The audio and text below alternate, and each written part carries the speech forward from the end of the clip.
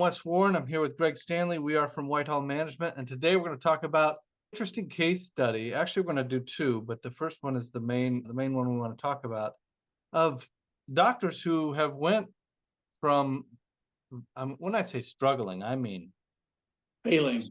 circling the drain, failing down to single digit numbers, in terms of production per day, like zero on the schedule, and then turning it all around in a short amount of time that you would think is impossible. Do I got that correct, Greg? Is that the story?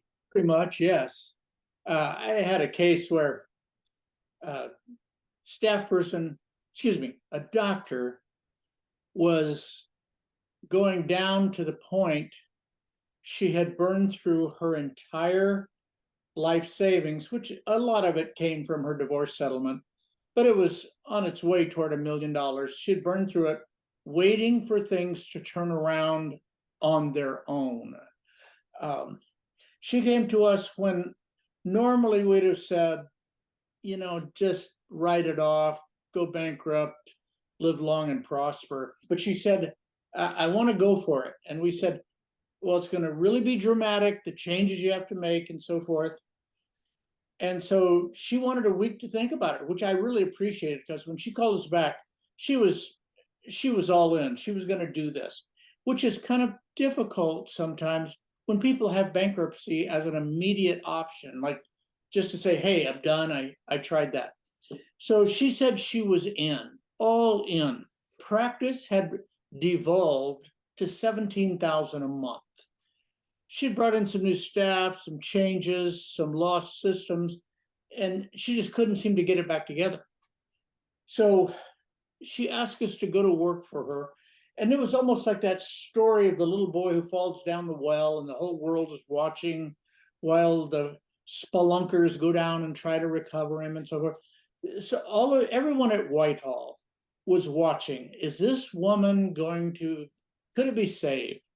So what we concluded, and Wes was in on this, and we almost felt like in some ways we had nothing to lose. This person had already lost. And when you see it that way, you have everything to gain. So we devised some probably never to be done again strategies. We put her staff on a bonus that was so lucrative, I don't think they slept that night after we announced it to them. I mean, they were visions of sugar plums dancing in their heads. They could see all the things they could buy. In other words, they came to life. As opposed to riding in this practice to a sure defeat, they came to life. And they began to really back the doctor's presentation of dentistry. I could say that they put the sales in the sales part of this. They started reaching out to people that hadn't accepted their dentistry and rescheduling them. They started getting so engaged on the phone. This is one of the places we really learned the idea that the phone, the inbound first phone call, can actually be like the first visit. They really got to know people. Let's face it, they didn't have much else to do. And they got so involved, so excited and revved up. They drove the practice from 17,000 to 104,000 a month.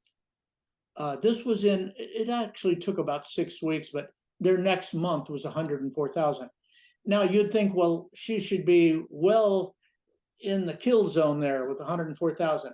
Well, she had been losing money for so long and had lost so much that honestly, it took well over a year to get that money back. And it was really 2 years of doing that. And I would add to this story is all the success story we're promising it to be. It's factual. However, it did take a long time to get the practice to really get back all the money that had been lost and so forth. It took a couple of years in all. And we did not continue with that outrageous bonus we started with. In other words, that was kind of like the starter fluid that the mechanic sprays in the old carburetors to start an engine that's been 20 years dead. We didn't have to continue that, but it got it started.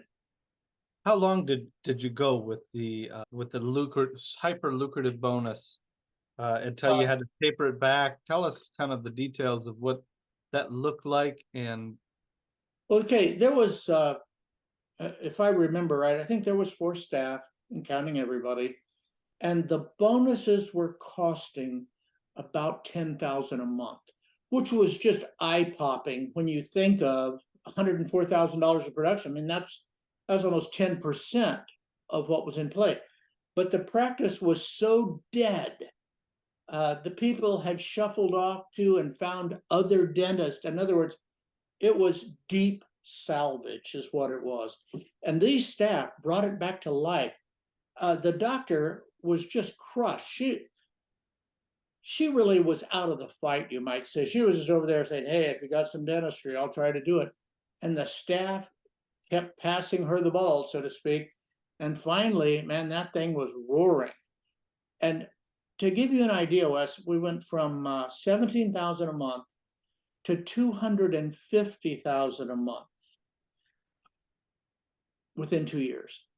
And the first big jump, I think it was in about 6 to 8 weeks, we had gone to 104,000 a month. And I remember thinking, this is amazing. And everybody at Whitehall was watching and was amazed. And, you know, when she would come to our mastermind meetings, she was incredibly inspiring.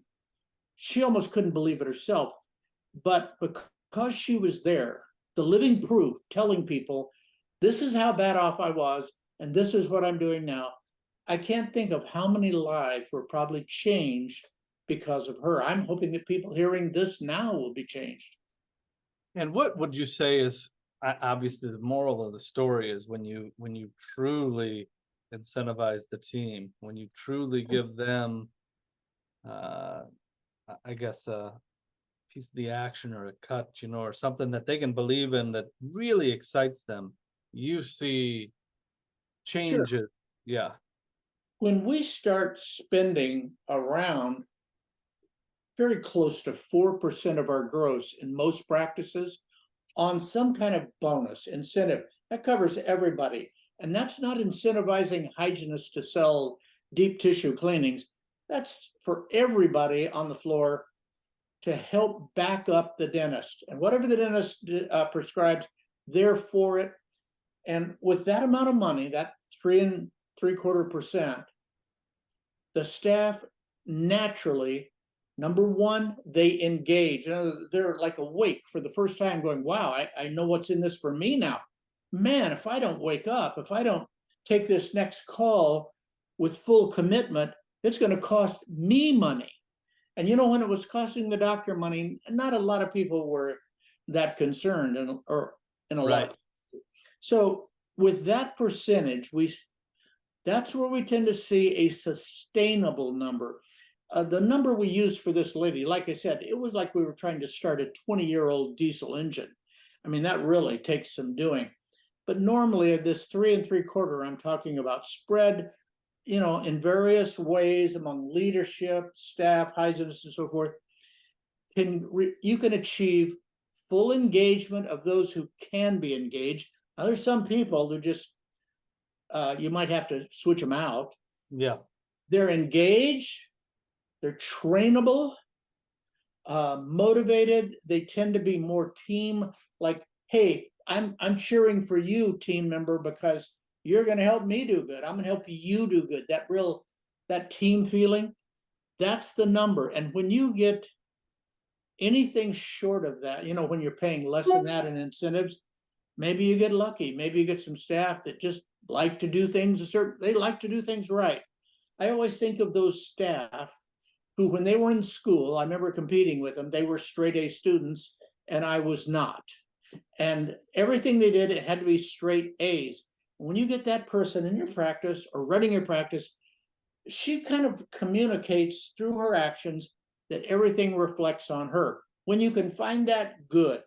But what about when you have to create that? I have an article about the Polgar sisters. These are these sisters, they're Russian, who their father was a chess master, and he believed that anybody could be raised to be a genius. And he raised his three daughters to be chess prodigies. In fact, they were like number one and number two in the world, and the other was in the top 10. And they were just kids. And so this bonus can do that for the team you have on the floor right now. And people will say, okay, Greg, how much? You said 3 3/4. Is that the number? Show me how it's spread out. Well, we could probably do that, and maybe we'll do that. It's a long, complex story, but let me say that if you're stuck, and some of you are, you have practices that are just buried to the axles in complacency, in competition, in staff shortages, no training. I got that. If you want to bring that thing to life and get out of the mud, there's a number. I can't tell you what it is yet. I'd have to talk to your team, but there's a number, and they will finally engage, come to life, and you're off and running. I don't care who you are or what your problem is. Yeah, without bonus, it can be terribly difficult, especially as the practice gets a little larger and past the owner doctor's reach. And we start to see that happen at around 7, 8 employees. Usually at 3 or 4 employees, 5 employees, if the owner's fully engaged, it's really when we start seeing a lot of employees, and I would say at 7, 8, 9, 10, when you do a bonus properly, it's like magic. It's like the lights come on in that practice. Not to say that it wouldn't with 3 or 4 employees, but the larger it gets, the more magical it becomes. Let's bring in another component, because anybody who's followed Whitehall knows that we're big into establishing a leadership hierarchy of some sort for accountability and so forth. And what you get from that without bonus is a very organized game of whack-a-mole. Yeah. You have somebody who's been appointed to go around and bonk people. You're not physically doing this, but you're verbally challenging people. Hey, you could have said this, you could have done that. And you're doing it over and over to the same people until they know what's in it for them. And I don't just mean what they're gaining, but what they're losing. They have to count this. What am I losing by not listening to this leader? And when that happens, you're on your way. In fact, the next problem tends to be, how do I get more operatories? Can I get them in here? Do I have to go somewhere else? So I got a story for you, Greg. Kind of a different scenario, different case study. Has really nothing to do with bonus at all. But it was a miraculous, like you said, unbelievable situation. So I met a doctor, and he had me come out to his office in Pennsylvania. And I met him there, and he's obviously really struggling, and he was doing between 25 and 30,000 a month. I can't remember, he might have been averaging like 28, but when I got there, it was 25 that month. And I remember distinctly the place was kind of like in not a basement, but almost, you know how it's sunken a little bit and there's the windows are, but you're like half a level down. It was dingy, bad location, everything's working against him. So kind of assessed everything, told him what I thought and which options he had, as far as trying to grow the practice. And he kind of decided on the sedation route, struck him as the way to go. So he went through the process, got certified, and launched the marketing. And that's really the big deal. Deciding to do the marketing and spend the money, really trying to attract patients to his office. And it was like from as soon as that happened, that month, they did 125,000, and that month and never looked back. Like every month after that, it was that and more. Eventually got up to 400,000 a month by himself, obviously because of larger cases. And the practice never, it was literally like boom, just like that. And that can happen, with marketing and choosing a sedation, choosing implant marketing, supported denture marketing. There's different things out there right now that are that can do that to a practice. There are some fool's gold, though, things that I would say sound good on paper. And when you go to try to do it, patients never really are there, or there's not quite enough of them to have this zero to hero effect we're talking about. And those things would be like sleep apnea. Sure, you can get some cases, but it's not gonna have the results I've just talked about. TMJ, I've seen that a few times where it does really well, but by and large, it adds a little something to the practice, but it's not a game changer. The game changers have been really on these people that have neglected their teeth for a long time. And so sedation is definitely those people. And then this supported implant people. You can literally start the marketing and it's just a game changer for your practice. There's a lot of things that usually are difficult to get it to work, meaning the marketing, the sheer dollars you have to spend. And then lastly, getting the patients to show up and to go through the process with the treatment coordinator and accept. We're dealing with usually if you get a third or more to accept of those patients, these large cases, you're doing really well. But it can easily be 10% or 5%. And so working with treatment coordinators could be a little of an issue. But with this practice, it was like lights green month one. They hit the ground running. Those are two great stories of things that we have seen. And I've seen some of these repeatedly. You've seen obviously the bonus thing do that to many practices. I've seen sedation. I've seen implant marketing do the same thing where it's just game changer next month. I think it seems to typically end well when, it's a big case of some kind that you're reaching out for. And if they make it to the doctor, meaning staff don't mess it up on the phone or whatever, if they can make it to the owner doctor, it tends to be the turnaround you're referring to. One thing I want to caution you about, one thing you said, Wes, was when you said sedation, that's kind of an untapped market statistically. Half the population are afraid to go to the dentist, so you're reaching for this other group. I get that. Other things come along in dentistry and say, hey, nobody's thought of this yet. And it's something that maybe there's a market out there. It certainly sounds good. You're tired of bread and butter. And so you jump on it. And you find that it's a hard sell. It's something patients aren't ready. You can't take a patient in from a discounted X-ray exam and cleaning and convert them into $40,000 worth of dentistry and do that in any way that's predictable. So there's a strategy here to be selected. There's a path forward.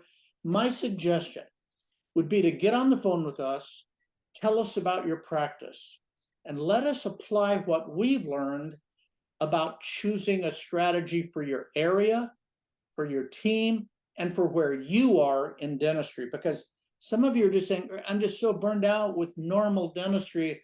I've got to be doing something bigger and better. We get that. So we try to take that all into account. So give us a call and let us walk you through it. And I think you'll be excited to change your problems from an empty schedule to where do I find another operatory. All right. Thanks for listening.